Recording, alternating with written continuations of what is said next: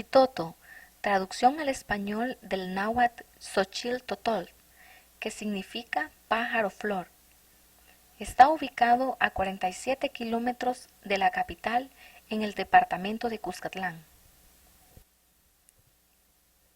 Sus inicios se remontan a la época de la colonia, en los años de 1520, cuando en la cercanía a la actual ciudad se asentó la primera capital de El Salvador, conocida actualmente como Ciudad Vieja. Durante la época del siglo XX, Suchitoto estaba dividido en haciendas, hasta que se da la reforma agraria. A los colonos, a los que antes eran esclavos, hoy les dan una parcela de tierra para que en esa tierra ellos cultiven la mitad para el patrón y la mitad para el colono. Eso se vino dando aquí hasta allá por los años 45. Los servicios acá eran limitados.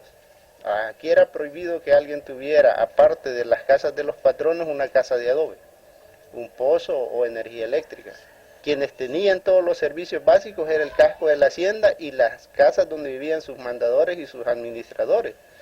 Cuando la reforma agraria, hasta ahí se termina la cuestión de las haciendas, ahí entran las cooperativas. Cuando le quitan a los que tenían una cantidad de tierras que pasara de 200 manzanas, ya se le estropeaba con la Fuerza Armada y todo, y se le empezaba a dar a la gente que vivía en el lugar. Entonces hasta ahí cambia la modalidad de hacienda y pasa a cooperativa. Desde los inicios, la economía de Suchitoto fue sostenida por la producción del añil. En el tiempo de los mayas, ellos los procesaban en canoas o en bateas. Los únicos que usaban esta tinta eran pues la nobleza y los sacerdotes. Las relaciones comerciales con sus vecinos en el departamento de Chalatenango, los cuales estaban divididos por el cauce del río Lempa. Un río muy precioso visitado, más que todo por los pueblos que estaban alrededor, tanto Suchitoto como el área de Chalatenango. Se podían apreciar la barca donde se pasaban los buses que se conducían hacia Chalatenango o venían hacia Suchitoto. Unas vegas muy bellas donde se cultivaba mucho lo que eran las hortalizas. Pues había muchas especies de peces, estaba el bagre, la mojarra, el guapote, el tepemechín, había el juilín, las plateadas, los chimbolos, había robalo, el que se le conoce también como boca colorada, entre otros. En 1972 inicia la construcción de la presa hidroeléctrica del Cerrón Grande, sobre el cauce del río Lempa, y con ella la creación del lago Suchitlán, que es una palabra compuesta de Suchi por Suchitoto y Tlán por Cuscatlán, que abarca desde la zona de Colima hasta el Cerrón Grande. El lago Suchitlán inundó la mayor parte de las tierras productivas de Suchitoto. Aparte de eso, el clima pues era un clima mucho más fresco antes de la construcción de este lago. Copapayo, que era uno de los cantones que también sufrió gran pérdida en cuanto a territorio. Luego también está el cantón de la Trinidad, que podríamos decir que casi fue en un 100% inundado. Luego está San Juan, que gran parte de ella, que lo que nosotros vemos hoy, pues es nada menos una pequeña porción en lo que era antes. Partes como el Cereto, Sitio Cenícero, Los Palitos, el Corozal, Las Peñas, San Cristóbal, Colima, el Tablón, que también fue inundado casi en un 100%, eso es en cuanto al área de aquí del municipio de Suchitoto. La gente que vivía en estas tierras fue obligada a vender y reubicarse en lugares insalubres e inadecuados. Pero como por medio del lago pues desapareció todo, la gente se salió, la gente se fue. Ahí había milpa, había sandía, había maicillo, había arroz, había jonjolí, la estuvieron perforando. Todo eso era un inicio de la presa y ahí pasaron, de ahí estaban pagando las tierras, le mandaban un recado a uno que fuera a recibir el dinero a Suchitoto. La gente pues triste pues porque la iban a sacar pues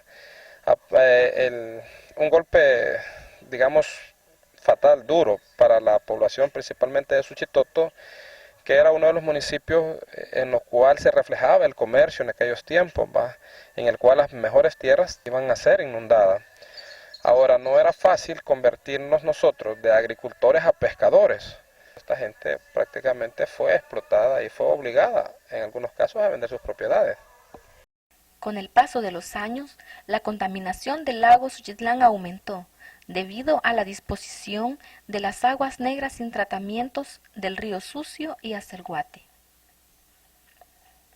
A pesar de ello, el lago Suchitlán generó algunos aspectos positivos, como son la pesca artesanal, paseos en lancha a diferentes islas y comunidades, y la creación del Puerto San Juan, que es uno de los principales atractivos turísticos de Suchitoto.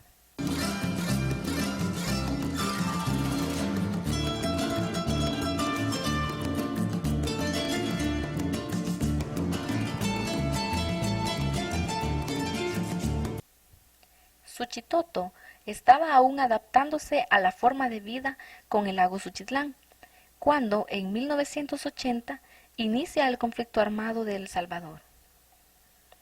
La construcción de la presa hidroeléctrica del Cerrón Grande agravó la situación, porque esos cantones como es Trinidad, El Tablón, Copapayo, parte de Colima, parte Platanares, parte del Corozal, que se perdió, eran tierras altamente productivas. Toda esa gente emigró, unos para reubicaciones y los demás para el resto de Suchitoto. Esa pérdida generó más conflicto. Bueno, en este país había mucha injusticia, mucha desigualdad social, un problema relacionado con la concentración de la tenencia de la tierra y también había mucha represión a cualquier demanda social que hubiera de parte de la población. La parte económica, la concentración de riqueza en muy pocas manos y un crecimiento grandísimo de pobreza. Que en esta zona de Guazapa la guerra fue intensa casi desde el inicio. Entre el año 81 y el año 84 había bastante población civil. Entonces, digamos, el impacto de la guerra sobre la población civil fue mayor en esos años. En realidad estamos vivos porque Dios es grande, va. Y de presto pues que llegaron a quemar todas las casas. Entonces vine yo y llegué donde los hipotes y les dije yo, cállense, y yo ya no caminé. Yo lo que hice fue acostarme, tirarme los hipotes unos a un lado, los otros terciados encima de las canillas y la niña aquí. Y en ese momentito, cuando los soldados iban cerquitos, que decían, por ahí yo era una niña, sigan buscando, decía, sigan buscando. Llegaron donde estaba la Julia y la Cristina Savera, con las que yo había estado sentada allí. Mataron la primera y le dijo una, y esta niña, le dijo, ¿cómo le damos, mi coronel? Le dijo, no hombre, con el corvo dale, ¿para que vas a perder las balas? Le dijo. Y cuando le dieron el machetazo a la niña, pegó aquel grito a la mamá, y cuando ella pegó el gran grito se quedó, cuando ella dijo, no, le dieron el gran machetazo, digo yo, en la nuca, porque ella solo se quedó, no, y aquel grito, que llegan donde el señor que estaba atrás de mí, y le dicen, párate, cerra los ojos, le digo, agacha la cabeza, y fue aquel machetazo, y se quedó, y cayó aquel señor, yo sentí que me pasó hasta soplando, me cayó a las de mí, y quizás esa valentía que yo tenía, y esa fe en mi Dios me libró, porque yo salí de allí intacta, ni mis hijos, ni yo, ni mi esposo sacó ningún tentón de allí. Primero fueron a sacar a mi hijo, se lo llevó la guardia, y ya no supimos de él. El casco urbano de Suchitoto fue convertido en base militar del ejército del gobierno y muy cerca, en el cerro de Guazapa, la base militar del ejército guerrillero en la zona central. Donde se daban siempre conflictos era del barrio de la Cruz a la casa donde ahorita es el comedor El Trifinio, ¿verdad? Porque ahí ese era el lugar donde llegaba el ejército y al barrio de la Cruz como que se acercaba la guerrilla. Se sentían los enfrentamientos así, ¿verdad? Porque fue el barrio más golpeado porque muchas viviendas, en algunas cayeron bombas, se veía las esquirlas en las paredes del barrio de la Cruz y las orillas de la ciudad. Esto significaba que en Suchitoto se daban continuos enfrentamientos armados que generaban muchas pérdidas humanas y materiales.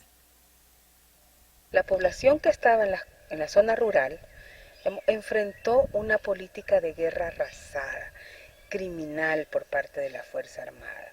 Es decir, la Fuerza Armada en muchas ocasiones ni siquiera perseguía a la guerrilla, perseguía a la población civil para matarles. Parte de esa población que se tuvo que ir huyendo porque la situación era insostenible, entraba el ejército y destruía las cosechas. Las comunidades rurales se vieron obligadas a buscar refugios en otros departamentos y países cercanos como es Honduras. El día 15 de julio que veníamos resignados a 65 familias para la comunidad del Barillo, pues veníamos dispuestos a entregar la vida por el camino a como nos tocara.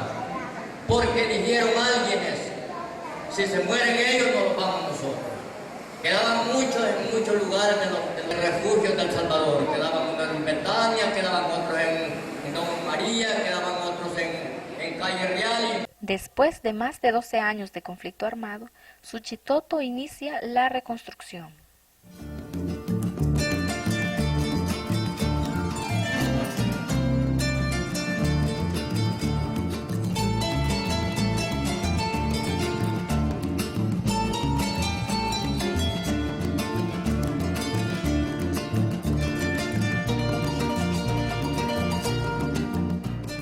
Más comunidades nacieron, gente de Copapayo se fue a las Américas, a la Bermuda. Qué amor para la tierra propia, qué amor tiene la gente que maneja la tierra para vivir, ¿no? Luego que ya habíamos alrededor de unas 100 familias, decidimos fundar otras comunidades. Una de ellas, Lomachata, Montepeque, Huertenana, Los Enríquez. Por último, fundamos el sitio nuevo, Ciudadela Guillermo Manuel Ungo. Cuando nos referimos a eso, nos referimos a las 6 comunidades que fundamos. Después que se empezó a repoblar, aquí se le empezó a poner a cada población que venía a repoblar a Suchitoto, se le ponía la comunidad. En gran parte se fue perdiendo lo que antes existía, el nombre de los caserillos y de los cantones. El cantón estaba compuesto por un montón de caserillos que tenía, por ejemplo, tenemos caserío Los Artigas, Herreras, Girones, Acosta, Los Díaz, Arévalos. Es una victoria para tener solamente fe y esperanza y la comunidad y ver todo que tenemos ahorita. Casas dignas, escuelas, agua. Y mira, el rol de la mujer era construir las casas, porque los hombres estaban todavía en conflicto. El movimiento de mujeres desde 87 hasta hoy, aquí hubo muy fuerte.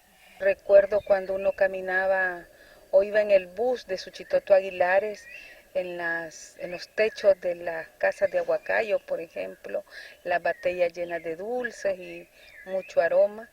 Y aquí habían días de mercado. La gente de las comunidades traía sus productos a vender aquí.